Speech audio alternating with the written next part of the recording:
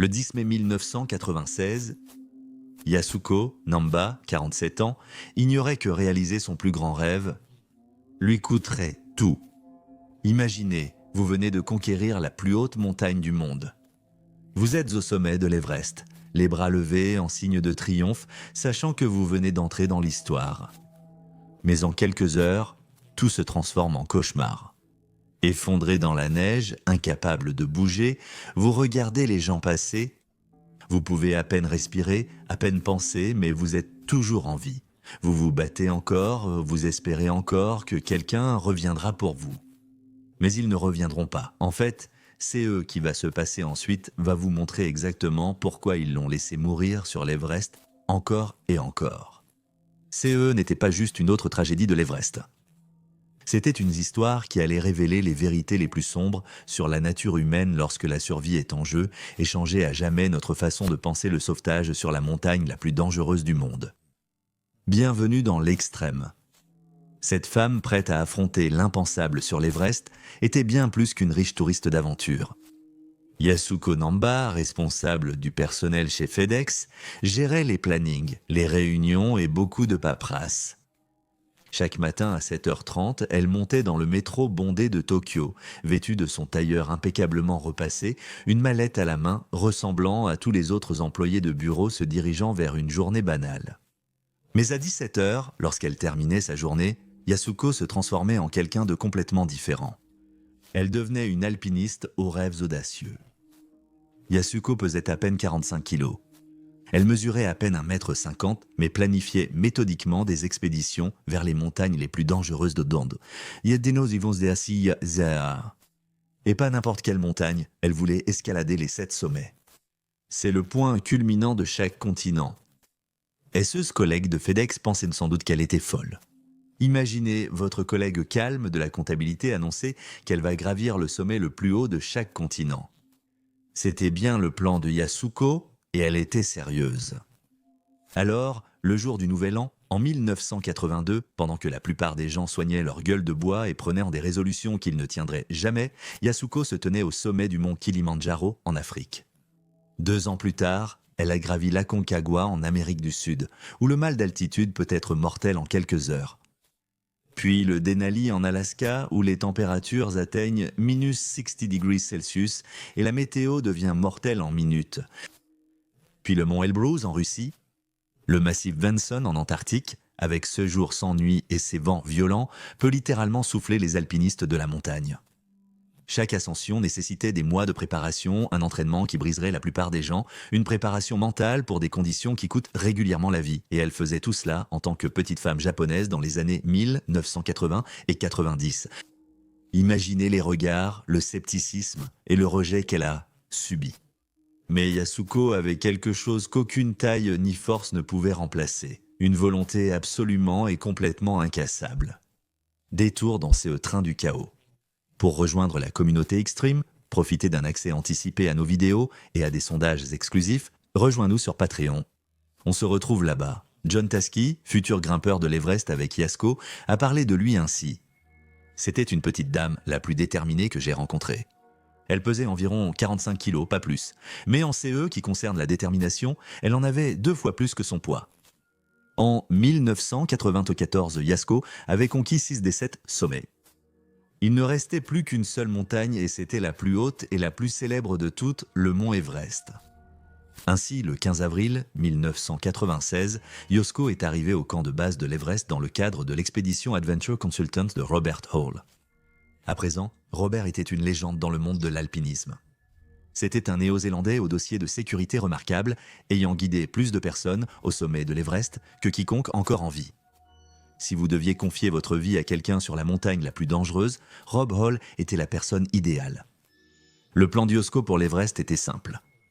Comme tous les alpinistes, elle comptait passer des semaines au camp de base à faire des rotations d'acclimatation, c'est-à-dire monter plus haut puis redescendre pour habituer son corps à l'air raréfié. Son plan pour atteindre le sommet était simple aussi. Quand la fenêtre météo s'ouvrirait début mai, il grimperait du camp de base jusqu'au camp 2, se reposerait une journée, puis continuerait jusqu'au camp 3 pour une courte nuit de sommeil.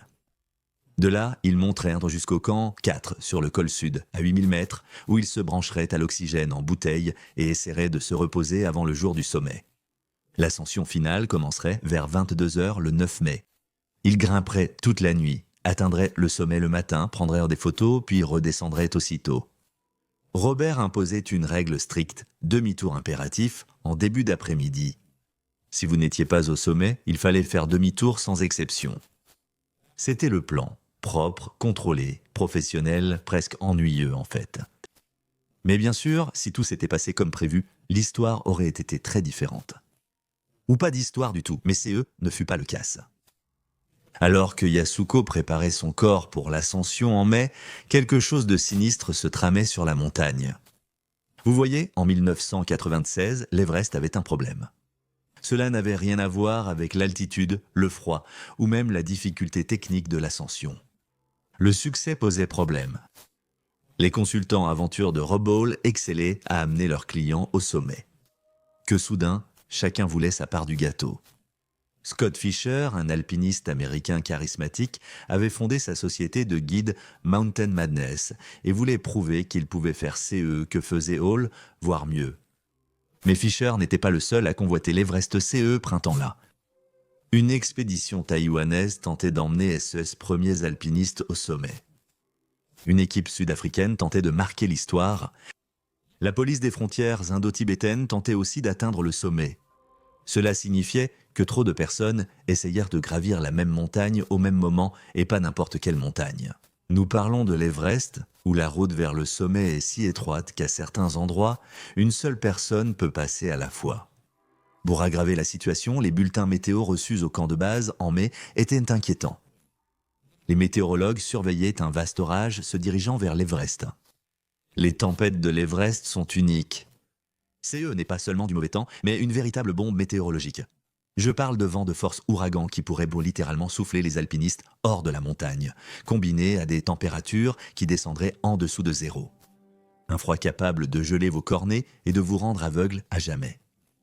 Tout chef d'expédition sensé aurait vu CES, prévision et cette foule et aurait dit « Restons dans nos tentes jusqu'à CE, que ça passe ». Le problème est que la saison d'escalade de printemps sur l'Everest est très courte. Il existe 2 ou 3 brefs moments où les vents sont assez calmes pour envisager d'atteindre le sommet.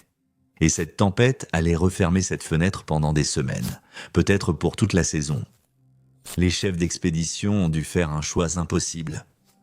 Attendre la fin de la tempête et risquer de manquer leur unique chance d'atteindre le sommet. Décevoir des clients ayant payé des dizaines de milliers de dollars et s'étant entraînés des années ou parier sur une ascension et descente avant que la météo ne se détériore. Robal savait qu'une tempête approchait. Scott Fischer le savait aussi. Tous les chefs d'équipe sur la montagne recevaient les mêmes rapports météo terrifiants. Mais la fièvre du sommet, cette obsession dangereuse d'atteindre le sommet à tout prix, se répandait dans le camp de base comme un virus. Les clients avaient hypothéqué leur maison pour cette opportunité. Les guides avaient une réputation à maintenir, et la pression concurrentielle entre les différentes expéditions poussait tout le monde à prendre des risques de plus en plus grands. Alors, malgré les avertissements météorologiques, malgré la surpopulation, malgré tous les signaux d'alarme qui leur criaient d'attendre, presque toutes les expéditions ont pris la même décision mortelle. Ils visaient tous le sommet le 10 mai 1996, Yasuko était l'une des alpinistes. Le soir du 9 mai, Yasuko s'est installé dans sa tente au camp 4, essayant de se reposer quelques heures avant l'ascension la plus importante de sa vie. Mais dormir à 8000 mètres devait être presque impossible. L'air est si rare que votre corps lutte pour chaque respiration et le bruit constant du vent qui frappe la tente rend le vrai repos presque impossible. Vers 23h30, Yasuko a entamé à user ses derniers préparatifs. Elle a vérifié son détendeur, ajusté sa lampe frontale et s'est assurée que sa combinaison était bien fermée. Vers minuit, le 1er mai 1996, Yasuko et l'équipe de l'expédition de Rob Hall ont entamé l'ascension dans l'un des terrains les plus difficiles de la planète. Je ne peux qu'imaginer CE qu'elle a dû ressentir, respirer un air si rare qu'on peut à peine respirer, une obscurité totale. Chaque pas demandait un effort conscient. Il faisait moins 20 degrés. Le vent hurlait tel un être vivant. Des conditions qui ont coûté la vie à des centaines de personnes. Mais Yasuko ne pensait pas à la mort, elle pensait à la gloire. à devenir seulement la deuxième femme japonaise à accomplir les 7 sommets. À prouver que la taille ne signifie rien quand on a une volonté inébranlable. Pendant les premières heures, tout semblait se dérouler comme prévu. Yasuko montait régulièrement, sa petite silhouette générant d'une manière ou d'une autre assez de puissance pour suivre le rythme des grimpeurs bien plus grands. Le temps tenait bon, son oxygène circulait correctement, elle se sentait forte et concentrée. Au balcon, une section étroite menant au sommet, vers 8400 mètres, Yasuko a affronté un cauchemar qu'elle n'avait jamais anticipé. Elle a rencontré un embouteillage. Tu te rappelles quand j'ai dit que toutes ces expéditions visèrent le sommet le même jour ? Eh bien, c'est là que cette décision a vraiment pris une tournure sombre. Parce que cela signifiait que Yosuko, avec plus de 30 autres alpinistes, essayaient tous de gravir le balcon, une section étroite où un seul grimpeur peut passer en toute sécurité, tous en même temps. Cela n'était pas censé arriver. Lors d'une journée normale d'ascension, il peut y avoir 5 ou 6 personnes réparties sur plusieurs heures. Mais aujourd'hui, toutes les expéditions sur la montagne s'étaient retrouvées sur exactement le même itinéraire, le même jour. C'est eux qui a rendu cette situation encore plus étrange, c'est eux qu'ils ont découvert en arrivant là-bas. Les cordes fixes et les lignes de sécurité dont chaque alpiniste dépend pour survivre n'étaient même pas installées. Au cours de la planification et coordination entre CES, équipe d'expédition professionnelle, une rupture critique de communication a eu lieu et l'installation des cordes de survie a été négligée. Les guides ont dû tout arrêter et réinstaller les cordes, tandis que plus de 30 alpinistes attendaient immobiles dans la zone de la mort, consommant leurs réserves d'oxygène à chaque respiration. Yasuko s'est retrouvée piégée dans cette file d'attente mortelle, regardant impuissante les minutes s'écouler. Des minutes qu'elle aurait désespérément besoin pour descendre. Des minutes décisives entre rentrer vivante chez elle ou devenir une statistique de plus sur la montagne la plus dangereuse du monde. À ce stade, n'importe quel autre alpiniste aurait des doutes. Certains auraient rebroussé chemin. Mais Yasuko a poursuivi, guidé par la même détermination qui l'avait mené au sommet de 6 montagnes. Le cauchemar de la circulation a repris au Hillary Step, mur de roche et de glace de 12 mètres, à 100 mètres, sous le sommet. Encore une fois, il n'y avait pas de corde. Encore des retards pendant que les guides s'empressaient d'installer des cordes de sécurité et cette fois, une seule personne pouvait grimper à la fois. Encore une fois, Yasuko était piégée dans un autre goulot d'étranglement mortel. Lorsqu'elle a finalement atteint la corniche Hillary, il était déjà 13 heures. Elle avait un retard dangereux sur l'horaire prévu. Mais elle était si proche, à seulement 90 mètres de réaliser le rêve de sa vie. À seulement 90 mètres de devenir la deuxième japonaise à gravir les 7 sommets. À ce moment, la fièvre du sommet a tout dominé. Au lieu de rebrousser chemin comme l'exigeaient tous les protocoles de sécurité et le système de Rob Hall, Yasuko a pris la décision qui semblait inévitable. Elle a continué à grimper. Selon John Krakauer, qui faisait également partie de l'expédition, Yasuko était totalement concentrée sur le sommet. C'était presque comme si elle était en transe. Elle s'est donnée à fond, se frayant un chemin jusqu'à l'avant de la file, en bousculant tout le monde. À 14h30, le 10 mai 1996, après près de 15 heures d'ascension, Yasuko Namba a atteint le sommet du mont Everest. Elle l'avait fait. Elle faisait officiellement partie du petit nombre de femmes à avoir gravi les 7 sommets. À 47 ans, elle était la femme la plus âgée à atteindre le sommet de l'Everest. Pendant quelques précieuses minutes, elle s'est tenue au sommet du monde, prenant des photos, savourant qu'elle pensait être sa plus grande réussite. Elle a probablement pensé à son mari Kenichi qui l'attendait au Japon, aux entraînements matinaux d'escalade et aux 14 ans de préparation menant à ce moment. Elle n'avait aucune idée que sa véritable épreuve ne faisait que commencer. Atteindre le sommet n'était que la moitié du combat. La suite a été un cauchemar. Yasuko avait réalisé son rêve mais rencontrait déjà des difficultés. La limite de Robert était fixée à 14 heures. Aucune exception motivée. Vous voyez, sur l'Everest, la météo de l'après-midi est de notoirement imprévisible et mortelle. La montagne génère son propre climat et les tempêtes peuvent surgir très rapidement. Plus important, au coucher du soleil sur l'Everest, les températures baissent encore plus. Votre visibilité, déjà très réduite, devient quasi nulle. Épuisé après 15 heures d'ascension, naviguer sur des arêtes étroites et un terrain technique dans l'obscurité devient un cauchemar mortel. Le rôle de Robert reposait sur des années d'expérience et sur le simple calcul de la survie. Partez du sommet avant 14 heures. Et vous aurez assez de lumière du jour pour revenir au camp, 4 avant que la montagne ne se transforme en piège mortel. Manquer cette échéance met votre vie en jeu. Yasuko venait de tenter sa chance. Sa descente avait bien commencé. Yasuko était épuisée mais avançait, redescendant prudemment la marche Hilary. Elle s'est attachée aux cordes fixes, a vérifié son débit d'oxygène et a entamé le long voyage de retour vers la sécurité. Pendant la première heure, tout semblait gérable. Mais alors qu'elle descendait, quelque chose de sinistre se passait autour d'elle. Tu te rappelles cette grosse tempête suivie par les météorologues depuis début mai ? Elle arrivait exactement à l'heure prévue. Le temps, qui était resté stable toute la journée, commençait à changer. Des nuages sombres s'accumulaient, le vent se levait et la température baissait, mettant les alpinistes expérimentés mal à l'aise. À 16 heures, tandis que Yasuko descendait lentement la montagne, les premiers flocons tombèrent.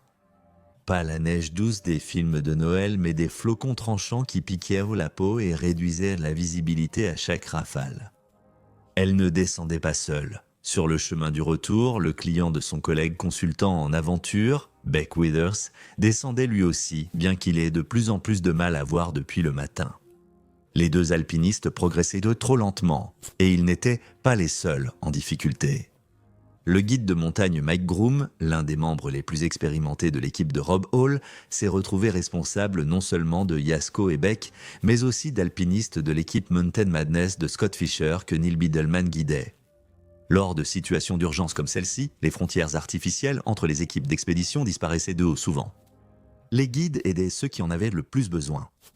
Au fil de l'après-midi, la neige s'intensifiait, le vent se renforçait et la visibilité chutait presque à zéro. Yasuko, Beck et les clients de Mountain Madness restaient tous en altitude sur la montagne, descendant lentement. Vous aviez des alpinistes fatigués, une visibilité faible et une tempête imminente. C'était une recette pour un désastre et Yasuko était en plein milieu de tout cela. C'est eux qui s'est passé ensuite à mettre à l'épreuve chaque personne sur cette montagne d'une manière qui hante encore aujourd'hui les survivants. Mais je vais trop vite. À 18 heures, cette neige soudaine s'était transformée en un cauchemar devenu réalité. Une tempête de neige massive, avec des vents violents pouvant vous faire tomber, une neige si dense qu'on ne voyait même pas sa main devant soi, et des températures chutant rapidement. La tempête a surpris Yasuko et les alpinistes déjà descendus alors qu'ils étaient encore en altitude, progressant sur des arêtes étroites bordées de précipices, tentant de suivre des itinéraires signalés par quelques drapeaux et cordes vite ensevelies sous la neige. Dans de telles conditions, se perdre est le pire sort possible. C'est pratiquement une condamnation à mort et c'est exactement eux qui s'est passé. Vers 19 heures, au milieu de la pire tempête de neige qu'ils aient jamais connue, l'impensable s'est produit. Ils se sont perdus. Yasuko et d'autres alpinistes désespérés erraient ensemble dans un brouillard blanc, incapables de voir où aller, de retrouver le sentier ou leur camp. La tempête avait fait du mont Everest un piège mortel, piégeant Yasuko en plein milieu. La détermination de Yasuko a commencé à se retourner contre elle ici. Même quand l'hypothermie paralysait son cerveau, elle tenait à garder son équipement, dont son masque à oxygène. Le problème, son oxygène était épuisé depuis des heures, mais elle s'y accrochait, convaincue qu'il fonctionnait encore. Beck Withers a ensuite relaté c'est eux qui l'a vu. Elle était menue et certains de SE choix d'équipement le reflétaient. Elle possédait divers objets en titane car elle ne pouvait pas supporter le même poids physiquement. Elle n'avait tout simplement pas la même force physique. Pire encore, elle se refroidissait beaucoup plus vite que ses compagnons d'escalade. Pourquoi ? En haute altitude et par temps extrême, le corps brûle des graisses pour rester au chaud et Yasuko, plus mince, perdait la chaleur plus vite que les grimpeurs corpulents. À 19 heures, elle montrait des signes graves du mal des montagnes. Elle traînait les pieds et ne pouvait pas marcher correctement. À un moment, le guide Mike Groom a dû la soutenir alors qu'il descendait sous une tempête de neige qui empirait, mais il continuait d'avancer, espérant trouver le chemin vers la sécurité. Même lorsqu'ils s'effondraient un à cause de l'épuisement et de l'hypothermie, ils gardaient à la foi que, d'une manière ou d'une autre, tout cela finirait bien. Puis, vers minuit, quelque chose leur a redonné espoir. La tempête dissipée, ils distinguaient la faible lueur du camp 4 à moins de 300 mètres, si proche qu'ils pouvaient presque la toucher. La sécurité, enfin. J'imagine le soulagement des guides en apercevant le camp. Quand les guides se sont retournés pour vérifier leurs alpinistes, ils ont eu un problème. Yasuko et Beck étaient presque inconscients. Ils titubaient comme s'ils étaient ivres, complètement ailleurs, leur corps s'éteignant à cause du froid. Imaginez, vous êtes guide de montagne avec 6 alpinistes à 8000 mètres, sous des vents d'ouragan et dans l'obscurité totale. Dans votre groupe, 2 personnes sont à peine conscientes et ne peuvent ne pas marcher. Vous savez que si vous restez avec eux, vous mourrez tous. Mais si vous les laissez, ils mourront à coup sûr. Mike et Neil Bidelman ont été confrontés exactement à cette situation. Tous deux savaient qu'en pareille condition, ramener des alpinistes inconscients au camp serait suicidaire.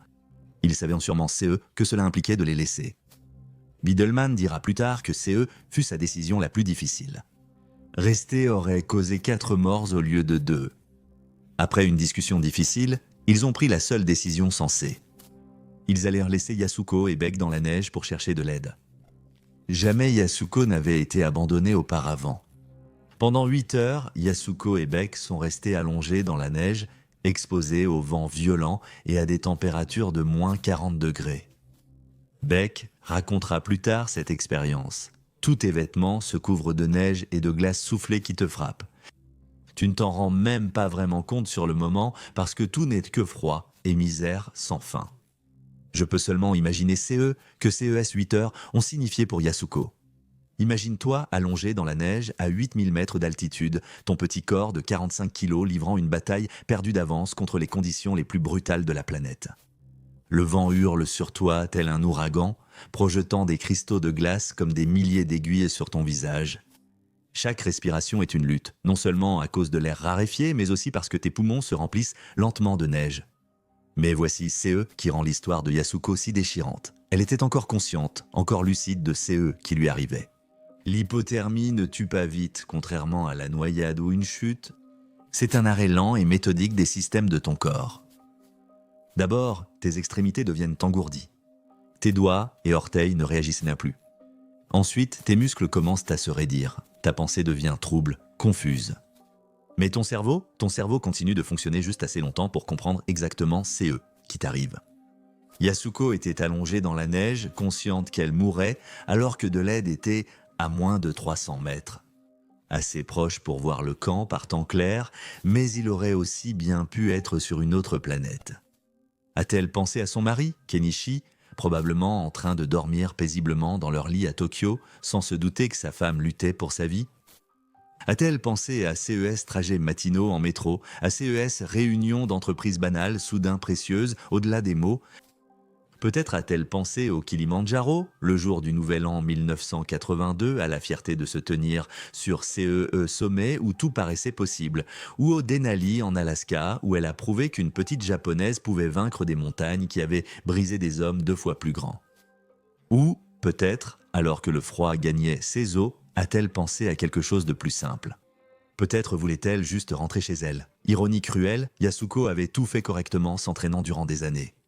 Elle avait conquis 6 des montagnes les plus dangereuses du monde. Elle avait respecté tous les protocoles, fait confiance aux meilleurs guides et s'était préparée à tous les scénarios. Tout sauf cela, tout sauf être abandonnée dans une tempête de neige, à regarder son corps s'éteindre morceau par morceau alors que la sécurité se trouvait juste hors de sa portée. Au fil des heures, la température corporelle de Yasuko continuait de chuter. À un moment donné, au cours de cette nuit interminable, elle a probablement cessé de frissonner. Non pas parce qu'elle se réchauffait, mais parce que son corps n'avait plus l'énergie de produire de la chaleur. Son rythme cardiaque a ralenti, sa respiration est devenue superficielle, mais elle n'a pas abandonné, même lorsque SES doigts sont devenus noirs à cause des engelures, même lorsque son visage a enflé au point d'être méconnaissable. Sa détermination qui l'a menée au sommet de 6 pics l'a poussée à persévérer. John Tasky avait eu raison. Elle avait une détermination immense qu'elle a prouvée jusqu'à sa mort. Lorsque l'aube s'est enfin levée le 11 mai, après 8 heures d'exposition qui auraient dû la tuer plusieurs fois, Yasuko était toujours en vie, À peine. C'était impossible. Mais vivant. Yasko ne le savait probablement pas, mais l'équipe de recherche n'était pas simplement un groupe de bénévoles choisis au hasard. Elle était dirigée par Stuart Hutchison, l'un de nos propres coéquipiers de l'expédition Adventure Consultant de Rob Hall. Hutchison était médecin, ironiquement le type même de personne à avoir en cas d'urgence médicale. Il était aussi l'un des rares alpinistes à avoir fait demi-tour avant d'atteindre le sommet la veille, CE qui signifiait qu'il était en meilleure forme que la plupart des gens au camp 4. Avec lui se trouvaient 2 Sherpas qui avaient risqué leur propre vie pour s'aventurer après la tempête. CE n'était pas une vraie équipe de secours, seulement des alpinistes chevronnés sachant combien il était risqué de rechercher des corps dans la zone de la mort. Ils auraient pu rester en sécurité au camp, mais laisser des gens sur la montagne ne leur convenait pas.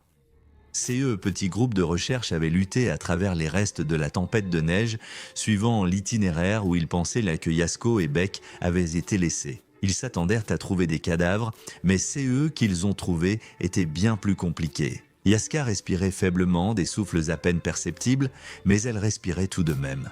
Ses yeux étaient ouverts, mais elle ne pouvait ni parler, ni bouger, ni signaler de l'aide de manière significative. L'hypothermie sévère avait transformé son corps en prison, piégeant son esprit conscient dans une enveloppe qui n'obéissait plus à SUS ordre. L'équipe de recherche a vérifié son pouls, faible mais régulier, et a appelé son nom. Elle réagissait non par des mots, trop faibles pour parler, mais par un mouvement subtil, un éclat de reconnaissance montrant qu'elle était là, qu'elle se battait et espérait encore être sauvée. Le docteur Hutchison connaissait mieux que quiconque la réalité des calculs lors d'un sauvetage en altitude. Il grimpait depuis des années, il savait CE que signifiait une hypothermie aussi grave, il avait déjà fait CES calculs impossibles auparavant. Alors qu'il était agenouillé dans la neige, vérifiant les signes vitaux de Yasuko, avec des mains déjà engourdies par le froid, sa formation médicale lui disait quelque chose que son cœur ne voulait pas accepter. Même s'il parvenait à la ramener au camp 4, CE qui restait très incertain vu qu'elle était un poids mort. Et qu'ils fonctionnaient tous à bout de force à 8000 mètres d'altitude, que faire ensuite? Il n'y avait aucune possibilité de sauvetage par hélicoptère à cette altitude. Pas de salle d'urgence, pas de perfusion ni de couverture surchauffante ou de tout autre équipement qui pourrait donner une chance à quelqu'un souffrant d'une hypothermie sévère. Le centre médical le plus proche capable de gérer une telle situation se trouvait à Katmandou. À plus d'une semaine de marche dans certains des terrains les plus dangereux au monde. Même s'il pouvait l'y amener, il faudrait une équipe de Sherpas, une météo idéale et un miracle. Sa température corporelle était si basse que ce organe cessait déjà de fonctionner. En tant que médecin, il savait que même dans la meilleure unité de soins intensifs, les chances de Yasko seraient quasi nulles. Ici, à 8000 mètres d'altitude, sans équipement et sans aide en route, CES chance tombait à zéro. Ils ont donc pris la décision que les équipes de secours en haute altitude prennent tout le temps, mais qui semble différente quand on regarde dans les yeux de quelqu'un qui se bat encore, ils l'ont laissé là pour mourir. Encore une fois, pour la 2e fois en 12 heures, Yasko a vu des gens s'éloigner d'elle. Cette fois, elle savait qu'ils ne reviendraient pas. Que devait être CES dernières heures? Pour elle, a-t-elle compris CE qui se passait? A-t-elle blâmé les guides qui ont dû faire un choix impossible? S'est-elle blâmée elle-même d'avoir dépassé leur limite de demi-tour? Ou est-ce qu'elle est simplement restée seule, perdue dans ses pensées, pendant que son corps abandonnait enfin le combat de la nuit? Nous ignorons CE que Yasuko pensait à la fin, mais nous savons ceci. Elle est morte comme elle a vécu, avec un courage incroyable, affrontant l'impossible et refusant d'abandonner même quand cela aurait été une délivrance. Yasuko Namba est décédée le 11 mai 1996 à moins de 300 mètres de la sécurité, après avoir été abandonnée 2 fois par des personnes contraintes de choisir qui survivrait. Sa mort a lancé des débats éthiques sur le sauvetage qui durent encore. Jusqu'où la vie justifie-t-elle de prendre des risques? Quand doit-on se sauver soi-même plutôt que sauver quelqu'un d'autre? Où se situe la frontière entre héroïsme et suicide? Il ne s'agit pas que de philosophie. Chaque saison, les alpinistes prennent des décisions vitales dans les montagnes du monde entier. Et même s'il n'y a pas de réponse facile, l'histoire de Yasko rappelle puissamment CE qui est en jeu lorsque nous repoussons les limites de l'endurance humaine. Elle avait réalisé son rêve de gravir les 7 sommets. Elle était la femme la plus âgée à gravir l'Everest. Elle avait prouvé que la détermination pouvait surmonter presque tous les obstacles. Peut-être que CE n'est pas la meilleure leçon que nous devrions tirer de son histoire. Peut-être que la leçon est plus simple, que le courage ne consiste pas à n'avoir jamais peur ou à ne jamais faire face à des obstacles impossibles. C'est de les affronter quand même, de se battre jusqu'au bout, même quand on sait que la fin approche. Et à ce titre, Yasko Nambo était l'une des personnes les plus courageuses qui aient jamais vécu. Que penses-tu des choix faits cette nuit-là sur l'Everest? Les guides auraient-ils dû rester avec Yasko et Beck, quitte à risquer la vie de tous? Ou bien ont-ils fait le seul choix qui avait du sens dans une situation impossible? Dis-moi CE que tu en penses en commentaire. Merci et à la prochaine vidéo. Sois audacieux et courageux.